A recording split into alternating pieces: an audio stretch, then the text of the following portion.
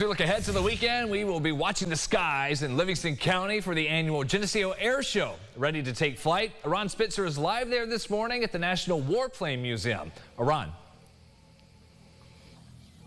Yep, and ready to learn a lot of the history here. We're here with Pete Treichler, who is a performer and pilot, of course. What is the significance of this beauty, which is yours, right? That's correct. Good morning, Aran. It's glad to have you here this morning to talk a little bit about the history of some of the aircraft here and the air show.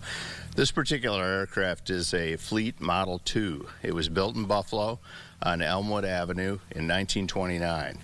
And it spent a lot of time traveling around different places. It originally went out to California for a few years, and then it wound up out in Hawaii at John Rogers Field, and it was owned by a gentleman named Robert Tice, and he ran a company called KT Flying Service, and basically his company was hired by the U.S. government at the time to train military personnel.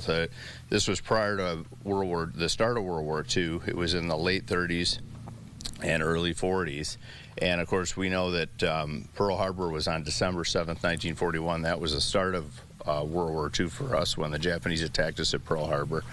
And this particular airplane, Robert Tice was running this program to train military personnel in Honolulu at John Rogers Field, and he and his wife Etna went out on the morning of December 7th to dispatch a couple of their airplanes for training flights, and he was killed by a Japanese airplane at Pearl Harbor.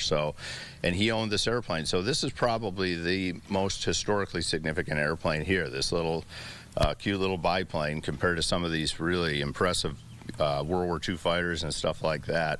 It has the most history here, so it's kind of cool. It's absolutely kind of cool. And then you see kind of, what this is, and you're expecting like what you would think of as a warplane, and then you get this beauty, but can she handle it? It's kind of surprising. Thank you so much for that lesson there.